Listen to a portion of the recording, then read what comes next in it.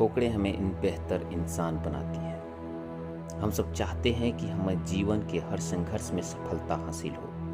हम जो भी सपना देखें वो एक झटके में पूरा हो जाए। हमारे पास दुनिया को अपने कदमों में झुका सकने वाली ताकत हो, बेशुमार दौलत और ऊंची सामाजिक हैसियत हो। सब सच तो यह है कि हमारी भूख इससे भी ज्यादा है। हम चाहते हैं कि हम जीवन के किसी भी युद्ध में पराजित न हो और हमें चुनौतियां देने वाले हर व्यक्ति हमसे हार जाए। गौर से देखें तो जीतने की इस भूख के फायदे भी बहुत हैं और नुकसान भी। हालांकि लोगों का ध्यान प्रायः इसके फायदों पर ही जाता है।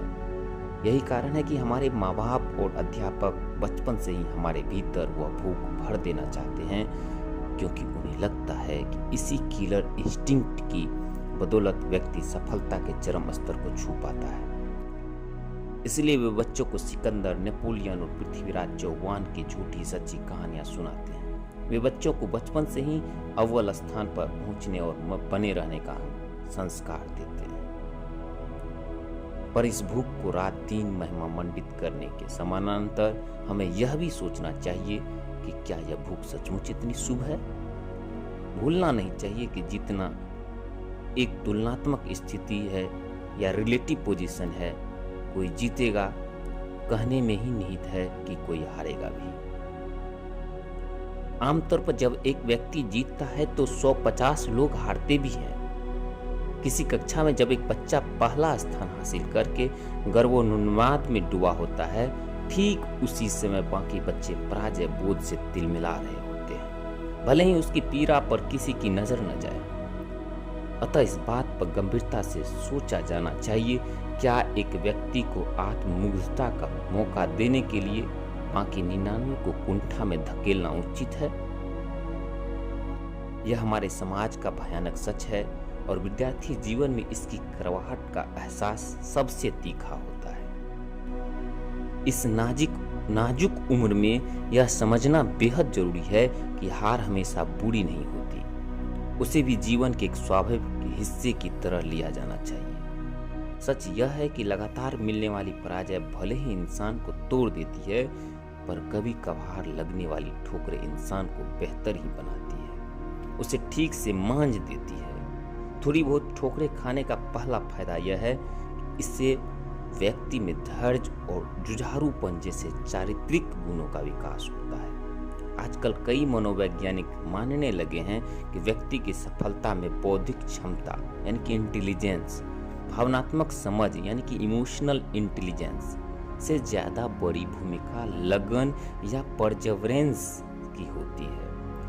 परसेवरेंस का अर्थ है कठिनाइयों से डरे बिना अपने उद्देश्य की साधना में लगातार जुटे रहना। इसके उदाहरण दुनिया में भरे पड़े हैं। याद रखिए कि थॉमस एडिसन लगभग 1000 विफल प्रयोग करने के बाद बल्ब का आविष्कार कर पाया था। आइंस्टीन को तो मंदबुद्धि बालक बताकर स्कूल से ही निकाल दिया गया था। इन सब की ताकत यही थी कि विफलता के इन क्रूर क्षणों में भी वे टूटे नहीं, बल्कि अपनी जिद पर अड़े रहे। आज तो कल्पना करने से ही कपकपी छूटती है कि हर विफलता के बाद इन महापुरुषों ने अपना आत्मविश्वास कैसे बनाए रखा होगा।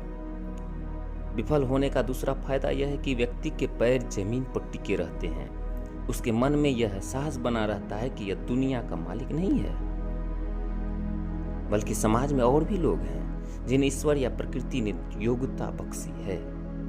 यह एहसास व्यक्ति को सफलता के चरम स्तर पर घमंडी नहीं बनने देता, उसे विनम्र और संवेदनशील बनाए रखता है।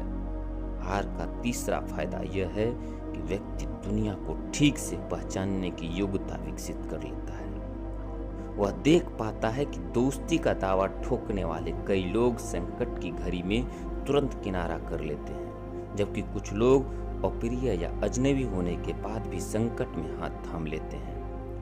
अंग्रेजी की पुरानी कहावत है, ए friend is in need is the friend Indeed, यानी असली दोस्त वही है जो संकट के दौर में साथ दे। समझदार लोग विफलताओं के दौर में हताश होने की बजाय अपनी परिचितों के मन को पढ़ने समझने में ऊर्जा लगाते हैं। हार का एक और भी फायदा है जो समय के लंबे अंतराल में समझ आता है। जब व्यक्ति किसी क्षेत्र में पूरी ताकत झोंक देने के बावजूद अंतिम रूप से विफल हो जाता है तो एक बारगी उसे हर तरफ अंधेरा महसूस होता है। धीरे धीरे उसे नए क्षेत्र में कदम रखना पड़ता है। कई बार वह नए क्षेत्र में सफलता का ऐसा परचम लहरा देता है जो पुराने क्षेत्र में संभव ही नहीं था। बाद में वह उसी विफलता को याद करके खुश होता है जो उस समय उसे अंधेरे का एहसास करा रही थी, क्योंकि अब समय के लंबे कैनवास पर वह देख पाता है कि इस बुलंदी पर पहुंचने के लिए वह हार कितनी जरूरी थी। कल्पना कीजिए कि अगर फेसबुक ने ब्रायन एक्टन को नौकरी देने से मना न किया होता तो आज हमारे पास व्हाट्सएप जैसी सुविधा भी नहीं होती। हार के इतने सारे फायदे गिनाने का प्रयोजन न तो उसे महिमामंडित करना है और न ही यह कहना कि हमें हारने की कामना करनी चाहिए। बात सिर्फ इतनी है कि जिंदगी को खेल भावना से खेलते हुए जीने की कोशिश करनी चाहिए।